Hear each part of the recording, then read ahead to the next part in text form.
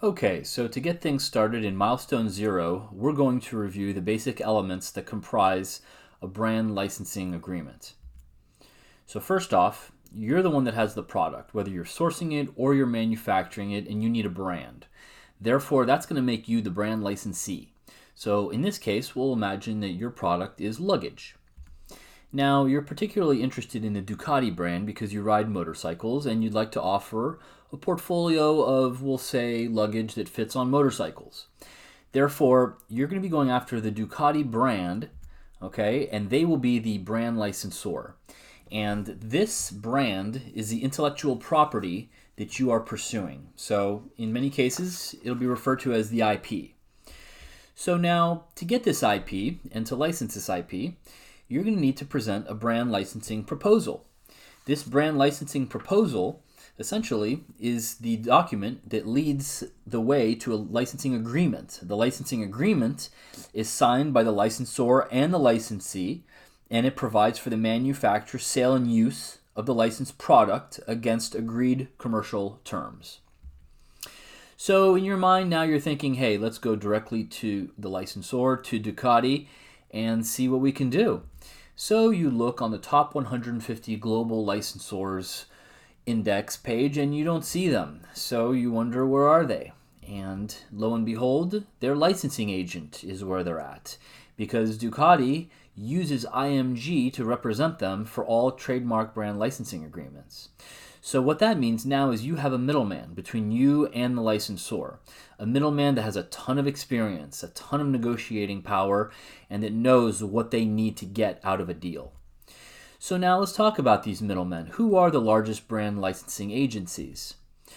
IMG, in this case, is number 2. So as you can see, they have the Ducati brand and many others.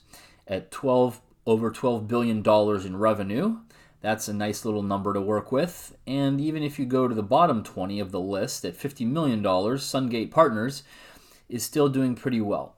So clearly there is a marketplace for the agencies out there to represent the brands. So now who's responsible for what? So in your case, as the licensee, you're going to be responsible for the inventory. You're going to have to own that Ducati luggage inventory. And then you're going to have to sell that Ducati luggage inventory in boutique chains, in mass retailers, in power sports dealers, for example. You're also going to have to pay annual minimum guarantees or quarterly royalties to the licensor. And what's also going to be on your books is the fact that you're going to have to pay for your own Ducati marketing, whether it's SEO, whether it's magazines, whether it's trade shows, or point of purchase materials. At the end of the day, again, it's going to be on you to pay for this. So now, what is the brand licensing agent responsible for? Well, the brand licensing agent, first off, has all of their allegiance to the licensor. So make no mistake about it, that's where their allegiance lies. So beyond that, they're going to organize the royalty payments, they're going to organize the product approvals, and be the center point of all communication between you and the licensor moving forward. What are the brand licensor responsibilities? Well, they are responsible for owning those trademarks that you're going after. They are responsible for protecting them and enforcing those trademarks. They also sit back and receive those royalty payments from licensees, and in your case, what you need to be negotiating for is some marketing synergies so that you can either participate in their dealer shows, you can participate and have access to their lead lists, their dealer lists, digital marketing, whatever the case may be, you need to be working with that big brother. Now, let's talk about what channels licensees are found in. So, for example, when you look at just the overall marketplace, you're going to see that entertainment, characters, cartoons clearly leads the way. However, you can see that from corporate brands, you can use that as GE, Honeywell as an example, and then all the rest from fashion, sports, publishing, collegiate, celebrity, music, art, and nonprofit. There are plenty of opportunities for a first-time licensee to get in the game and really create some incremental revenue. So let's look at some offshoots and some licensing agreements you may not necessarily have ever heard of. The Farmer's Almanac, for example, they are the licensor. One of their licensees is an insect repellent company.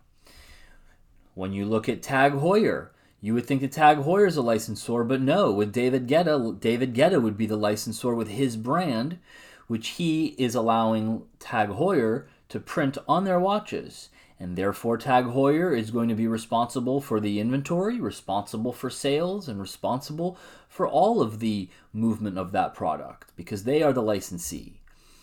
For NBC Universal, you have a Saved by the Bell pop-up restaurant. So Saved by the Bell pop-up restaurant is actually run by a company called Saved by the Max. It's a pop-up restaurant that comes up once a year in select cities around the country. And the Saved by the Max crew had to go and get a trademark licensing agreement from NBC Universal so that they could recreate the exact Saved by the Bell set in each one of their pop-up restaurants. So hopefully I've demystified what you should expect as a brand licensee. If you're now ready to build your trademark licensing business plan, then I'll see you in Milestone 1.